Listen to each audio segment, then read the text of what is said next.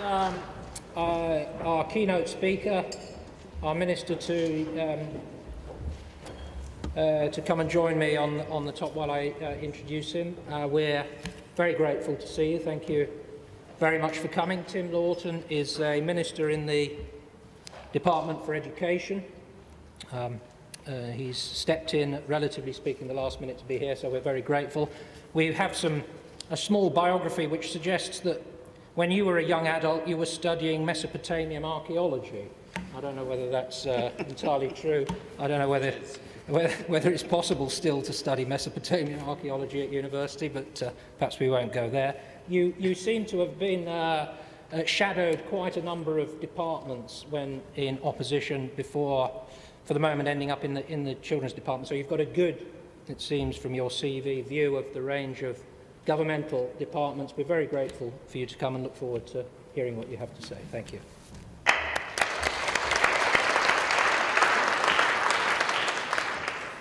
Rob, thank you very much for that. Yes, I am a Mesopotamian archaeologist by training, which is terribly useful when you come to do a job like this. At least you know where all the places are in Iraq that they bombed during the war. And actually, I did this job the same job in opposition for more than 7 years as a shadow minister for children and families, with a focus on youth policy as well. So either I was forgotten about by the Prime Minister or doing it tolerably well to be left in place when we came into government. But thank you very much for inviting me. And sorry I'm not Nick Clegg, who was supposed to be here. It's not for the first time I've stood in for him, but it's not through likeness of visage or anything like that. But you'll have to do with me. But I'm genuinely delighted to be filling his place today as a guest of the Transition to Adulthood Alliance and the Barrow Cadbury Trust, both of whom I've worked with before and who do some fantastic things. And I just wanted to add my thanks before I begin on behalf of colleagues both in the DFE and at the Ministry of Justice for everything they've done, and to everyone else here today representing various different groups who have contributed to the green paper we produced on breaking the cycle, and for the work you did with us in opposition before that as well. And I think your expertise and candour have been hugely appreciated by the ministerial teams. Now, difficult slot this, coming here at the end of what's been quite an intensive day, looking at your programme, and really the dedicated non-shoppers having lingered to the end to hear this. And I couldn't help looking through the agenda, but notice an awful lot of professors have spoken ahead of me, which in my experience is never a good thing if you're trying to sound sensible about an area of very complex policy. So what I really wanted to do in the next 20 minutes is just not step on the toes of those who've gone before me by talking in huge detail about youth justice itself. Instead, I could either talk about something I'm passionate about, like Mesopotamian archaeology, or we could reinforce what I think is an incredibly strong link between family and early intervention and youth offending. And to make that case, that when we talk about how we smooth the transition from childhood to adulthood, or about how we help youngsters who enter the criminal justice system, it's a job that has to start way before they end up in custody. Now, in making that argument, I'm very aware, of course, that one of the great problems we have is that the reasons why young people end up turning to crime and the reasons why they reoffend are incredibly complex, and they start so early. Child psychologists, for example, tell us that you can join the dots right back to the first day of a child's life, where the cognitive development of poorly looked after children is falling behind that of other children from even before the age of 22 months. In fact, Professor Terry Moffat wrote a paper a few years ago saying that which some of you might have seen, saying that both boys and girls in New Zealand who went on to become lifelong criminals were likely to have shown some kind of early onset neurological impairment or difficult temperament from as young as 3 years old. And in America, of course, we've had similar evidence emerging, along with other research that highlights the importance of strong, loving parenting to a child's chances of avoiding the youth justice system. Just the other day, for example, I saw an article in the New Scientist which reported that academics in Baltimore had shown that failing to care for a child properly is just as likely to trigger aggression in later childhood as physically or sexually abusing them. Now, with this kind of evidence in mind, we begin to see that the way we bring up our children is every bit as important to issues of crime and disorder as any of the more traditional ways we might think about these subjects. So I thought it was particularly interesting to hear London's Met Police Commissioner, Sir Paul Stevenson, recently describing high-quality childcare and support for families as of equal importance in the fight against youth crime as traditional police work. So what we do, or what we don't do, in education and early years is of fundamental importance to youth justice.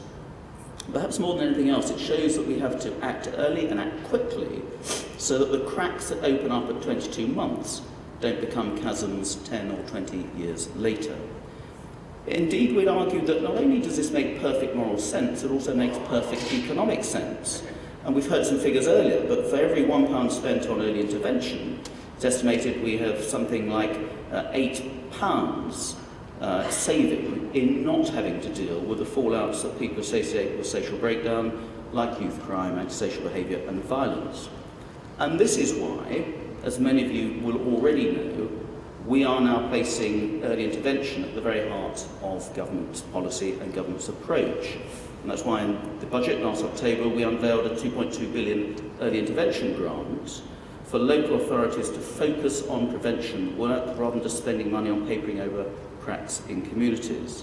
And included in that funding is extra help for the most disadvantaged families to access free nursery care for their children. It includes investment for a universal coverage of Sure Start children's centres, and it includes investment to deal with challenging behaviour in teenagers, not just in early years. And in addition, we've also promised to provide an additional 4,200 health visitors to be an extra set of eyes and ears, as well as providing intense parenting support for new families in particular. And I think they will be a trusted, respected profession who will be welcomed across the family threshold, and they will be able to detect worrying signs of everything from neglect and safeguarding issues to impaired development and learning disabilities.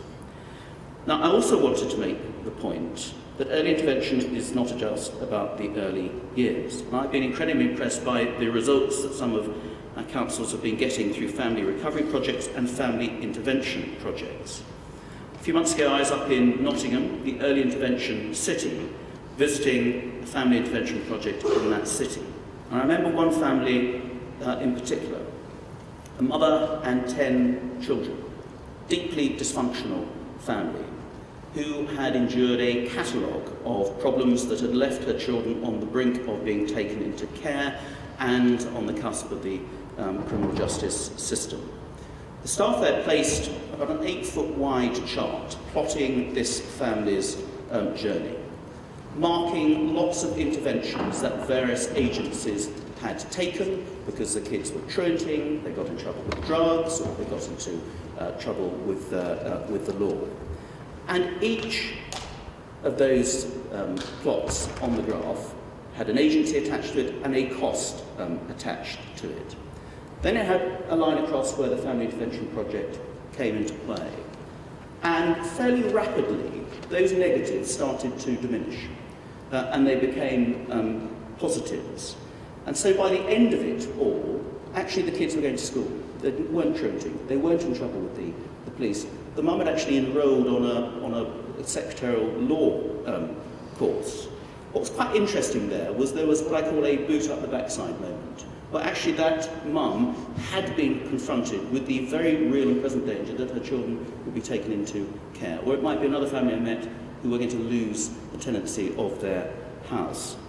But as you walked across the room and through the timeline on that chart, one by one you could see the problems lifting themselves above the line back into the black, and the solutions gradually coming into play. Now, that was an incredible turnaround, and one with very obvious consequences for the criminal justice system, because these were candidates clearly destined to end up in some form of custodial care. The trick, however, is to achieve this kind of result far more systematically than has happened in recent years, because far too often what we're seeing is children being let down in some way or another that is utterly avoidable. Now, I was up a few months ago in Stockport. I spent a week acting as a social worker, shadowing some of the social workers in that city, and I went on one home visit.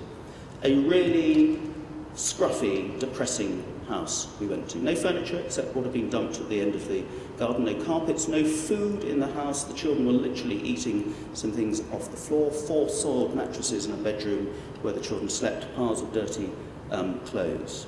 One of the children, 4 children, 3 different fathers under the age of 12, one of the children was in agony from a toothache. This had been going on for the last 3 weeks. The social worker, a very good social worker, had kept going on to the mum, "You've got to get that kid's teeth sorted out."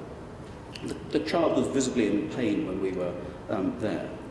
The day we visited, the mum had had a toothache herself.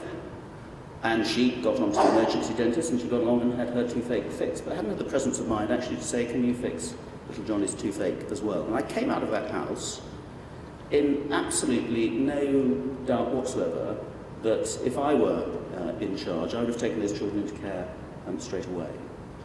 However, those kids were absolutely dependent on their mother, albeit rather inadequate though she was. That mum was absolutely doting and dependent on those children. The children were dependent on each other, and inadequate though that arrangement was, if those children had been taken into care, the mother would have fallen to pieces, the children would have been split up inevitably, they would end up going to different schools, different ends of the city with different families, and would that have been a better situation? But those children, if left alone, and if not now properly intervened on, which they will be, would have ended up most probably in the criminal justice system, a deeply dysfunctional family. And when I, also last year, I took part in a Channel 4 documentary which worked I spent 8 days living in a tower block in Birmingham, working with some gang members. And the thing that really came home to me was the postcode gang warfare, the most mindless form of violence that goes on in that city and other cities around the country. Because I was working with some really interesting youth project workers who've been gang members themselves and spoke the language of those people, we were able to engage with those gangs, and they're working to bring those gang members in from the cold and turn their huge talents and energy into something positive and constructive. But what was alarming is that the forerunners of the gangs are happening in the primary school playgrounds. They are training grounds for kids actually to go into those gangs when they are a little bit older, ending up in the criminal justice system, if they're lucky, or dead at the end of a gun or a knife if they're not. Now, what all this shows, I think, is that whilst there are indeed some very strong predictors of future criminal behaviours that we need to be aware of, there's equally good reasons for suggesting that social services, charities, parents, the wider public sector and government itself can show this kind of fatalism the red card, because it is a form of fatalism. I mean, one young guy said to me, "Well, if I'm dead by the age of 23, so be it." That sort of fatalism is extraordinary. Their lives are out of their own control. That's why when we announced some funding last week for a number of voluntary organisations, they were concentrated on those organisations who've proven that they can transform the way that young people develop and think. For example, we know that over 60% of boys whose fathers are in prison will end up in prison themselves in later life. So therefore we're funding some charities who work with these kids to give them a better chance of staying outside the justice system. And other groups that we're helping to support, like Action for Prisoners' Families, as well as the Centre Separated Families, the Partners of Prisoners and Families Support Group, and the Prison Advice and Care Trust, all promoting useful work in this area with a particularly vulnerable subset of children. All great organisations, and all organisations that understand both the value of early intervention and the importance of giving young people something to aim for. An ambition that the Prime Minister himself has recognised through his own big society plans, and I'm really delighted that this year we're also piloting the National Citizen Service Scheme, which will provide a programme for 16-year-olds, ultimately every 16-year-old in the country, to give them a chance to develop their skills needed to be active and responsible citizens, to mix with people from different backgrounds, and to start getting involved in their communities, helping their personal development, taking out of their comfort zones, really challenging them and stretching them, and helping the transition to adulthood and helping to earn them respect as grown-ups. And let's hope over time that our young people look forward to it in exactly the same way that, say, American kids look forward to summer camp as a key factor in an important formative part of their lives. I'm very aware that much of what I've said so far has been devoted to early intervention and how we equip children to make the most of their lives. However, it is impossible to keep every young person out of the justice system, no matter how much we try and might want to. For whatever reason, and as we've seen, the reasons can be many and varied, they will offend. And they will then have to be dealt with by the police, by the courts, by youth offending teams, and in some cases, ultimately, custody. Nevertheless, that early intervention process that I've talked about for younger children still has the potential to work even at that later point, even after we might consider the horse to have bolted. And this is one of the key messages, I think, in the Minister of Justice's Green Paper and in its call for greater preventative work. At the moment, as I'm sure you've heard already today, some 75% of young people released from custody and some 68% of young people on community sentences reoffend within the year. Now, usually I'm a little wary of using statistics like these because, as the American academic Aaron Levenstein once wrote, statistics are like bikinis. What they reveal is suggestive, but what they conceal is vital. However, in this case, I'm happy to make an exception, if for no other reason than you can't make excuses for reoffending rates that are this high. It is, I'm afraid, entirely unacceptable and a stark sign of failure. Even if all those checks and balances that I've talked about in the early years have failed, even if a young person has bunked off school for 2, 3, 4 years, even if they are being brought up in care with no family support, even then, I would argue, we don't give up and risk the young offender of today becoming the prolific adult offender of tomorrow. And part of that comes down to the systems that we have in place. Part of it comes down to the unique way we should treat young people. So yes, we do have to differentiate between a youth offender and an adult offender. And yes, we do have to recognise that the transition between the two is a particularly vulnerable time for people as they move through the system, as we've heard earlier. It's the reason why, for example, we have safeguards in place to ensure that courts sentence young adult offenders under 21 to detention in young offenders institutes. Likewise, of course, it's why we have an additional safety net in place for those in the 18 to 20 bracket who, as you know, get post-release supervision to help them resettle in their lives if they've received custodial sentences of under 12 months. Now, is all of this enough on its own? Or does more need to be done around that transition in order to reduce reoffending? It's an argument we'll undoubtedly need to look at closely, but I would say there are some parallels here between the maturity test that the Transition to Adulthood Alliance and the team at Barrow Cadbury Trust have worked on, and my own experience of children in care, where young people are sometimes treated on the basis of age rather on their individual ability to cope. For example, we know that more than 1 in 5 children in care, leaving care, were 16 when they left care, compared to 24 or 25 being the average age of leaving the family home for those lucky to be with their birth parents. And just as worryingly, we know that a quarter of young men and half of young women in custody have reported being in care at some point in their lives, while as a group looked after children are nearly twice as likely to be subject to a final reprimand or warning or convicted of a crime than other children. This does not, of course, mean that care itself promotes offending. It's far more likely to reflect that early evidence I talked about. But it does mean we need to think very carefully about this particular group and how we handle that issue of maturity. We've set the ball rolling here with a revised statutory framework for children in care coming to force at the beginning of April, which includes a chapter with information for local authorities about their responsibility to minimise offending by looked after children. I think that's a very important part of that new guidance. But whatever happens here, the fundamental point remains the same. We have to reduce both offending and reoffending by working together right across government. And that in turn means we just must have a grown-up debate about how we treat kids who fall into the youth justice system. Do we pander to the rather unsophisticated but vociferous elements of the tabloid press who want us to lock them up and throw away the key? The same lobby who think that having 3,000 children in prison is a sign of success. So surely 5,000 must logically be an improvement. Or do we instead look on those big numbers as a huge and depressing failure, an enormous waste of potential and human lives? Isn't the real test of success actually how many young people we take off that conveyor belt of crime and keep off it? I'd argue, of course, very strongly that it is. And I think we owe it to ourselves to be much more creative about how we tackle youth offending and change behaviours.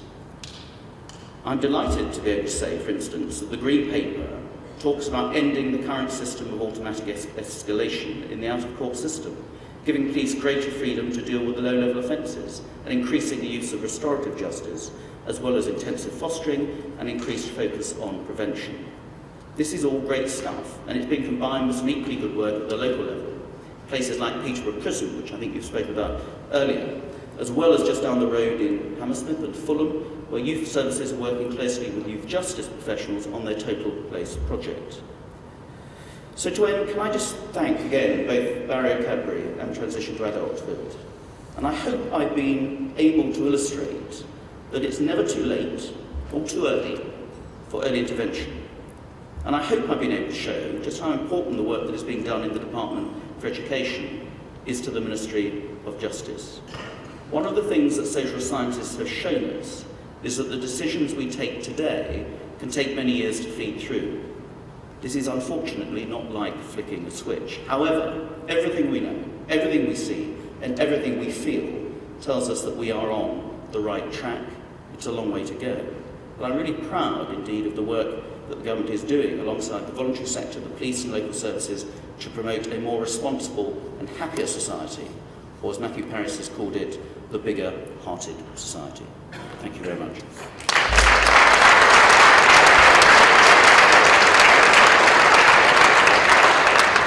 Thanks very much indeed. I know you have to go pretty sharpish at 4, but if you are willing to take 1 or 2 questions, if there are any forthcoming, can I ask for any questions to put to the Minister? Come on, here's your chance. Jackie. Thank you. If you can say who you are, Jackie, for... Jackie Lothian from NACRO. We heard a lot from you about the role of mothers, and I just wondered what you think about the role of fathers. We saw a slide earlier that showed, it was a graph with a curved, an upward trajectory showing numbers of people in prison, and a pretty much flat line showing numbers of women in prison.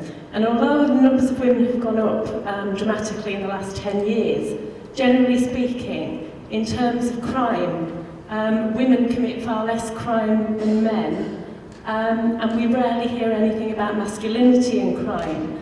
And we talk a lot about early intervention and predicting who's likely to get into trouble.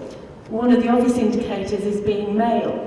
And as I say, you focus quite a bit on mothers and the problems there, and I just wonder what you thought about fathers. Okay. Shall we see if there's 1 or 2 others Sure, and then yep. we can take 2 or 3 together. Anything else? Yes, just down here. Lorraine Kahn from the Centre for Mental Health. You talked about, in the early intervention grant, there being some money that you felt needed to be focused on the Never Too Late group. How do we make sure that local authorities don't keep that money ring-fenced for that activity? Because already we're seeing cuts in a lot of those services that supported that kind of preventative work. Okay, thanks. And then Dominic.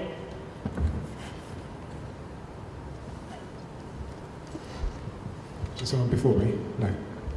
No, you go ahead, Dominic. Okay, sorry, Dominic Williamson, Chief Executive at the Revolving Doors Agency. The government is experimenting with community budgets targeted at families with multiple problems. Do you think that's an approach which could get money to local areas targeted at other people with multiple problems in touch with the criminal justice system, particularly young people? Okay, and just one more. I think, Carly, you caught my eye. Sorry if anybody else wanted to. Yesterday, Bernardo's launched the No Fix the Road report, which talked about the accommodation needs of young people coming out of custody, and the fact that children as young as 13 are being, while there is a statutory duty to place them in accommodation, that accommodation is not always safe or suitable. What is your response to this report? Okay, thanks.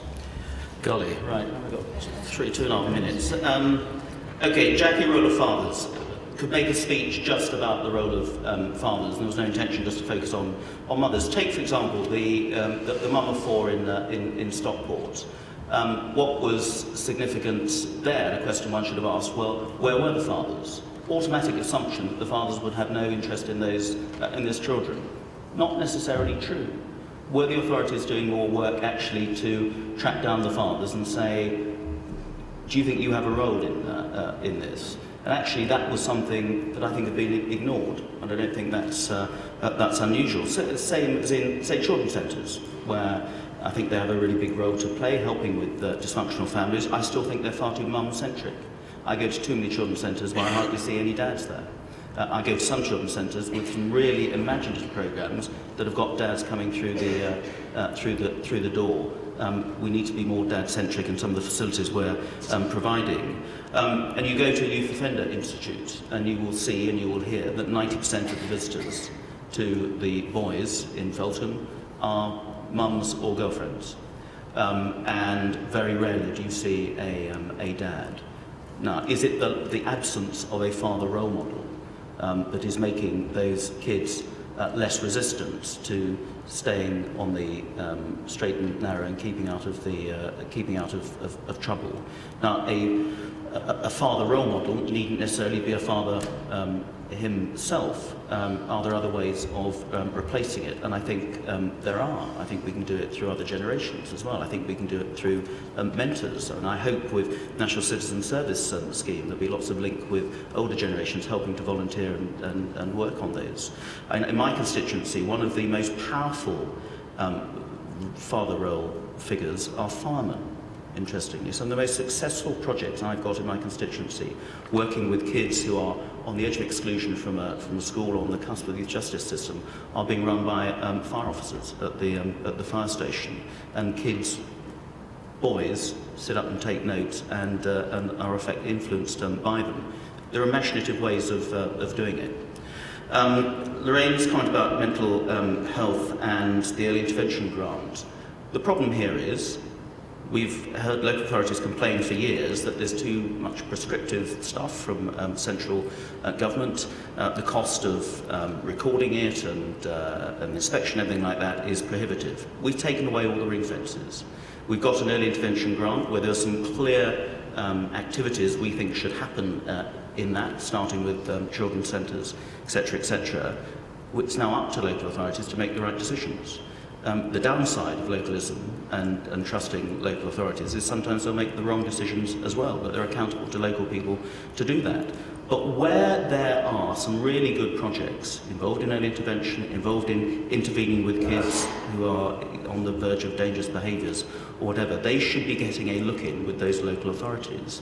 In the localism bill, we're giving the power to challenge to voluntary groups as well, that if they think they can be providing a service better and cost effectively, then they will be able to make that case. It can't just be assumed that it's going to be provided by that local authority in-house, for example. So there are some powers as well that go with that, but ultimately the downside of localism is that you've got to rely on local people, local authorities, local councillors to make the right decisions as well, and that won't always happen. Dominic's comment about community budgets and families and multiple problems. I think this is a really exciting project, and I'm the person responsible for it in the Department for Education, and we're working now very closely with the DWP, where they have got some money and some European funding, and we're bringing in some quite interesting expertise from outside, who will be announcing some more news on that soon, who will be working with families with multiple problems to get them to be ready for a work programme. some of these dysfunctional families are nowhere near being ready to go onto a work programme. We've got to make the work programme ready before we can actually get them onto a work programme. But if you look time and time again at where many of the kids falling into the youth justice system come from, many of them are from these dysfunctional families, where it's a generational thing almost, be it parents being caught up in the youth justice system, or never having had a proper job, or whatever. So we're piloting 16 local communities. We're recruiting some quite punchy key workers to work with these families in a very holistic, joined up way, with some quite intensive support.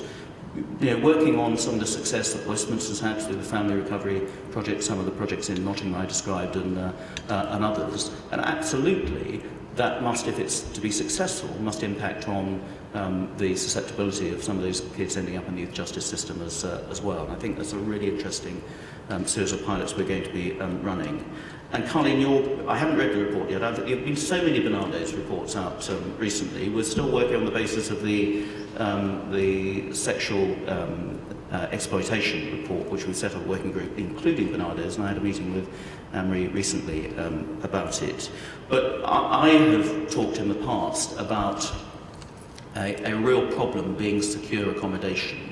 Secure in what I mean safe accommodation for kids living in the care system, or for young people coming out of the youth justice custody system. Because if you don't have a continuity and sustainability about your accommodation, so much else falls to pieces. And to give people that stability, so then they've got an address they can then go out and get a job and various other things around them, is absolutely crucial. And it's so often the reason things go wrong. And so we have this absurd situation still happening in certain authorities, where kids in the care system who are then in independent accommodation, who end up not paying their rent for whatever reason, get made homeless by that local authority, and then become responsibility of the same local authority, who is the corporate parent, as it were. And there's some ridiculous non-joined up elements in the system as well. So it is a very important aspect, and I will read the report when I get through the paperwork on my desk at the moment.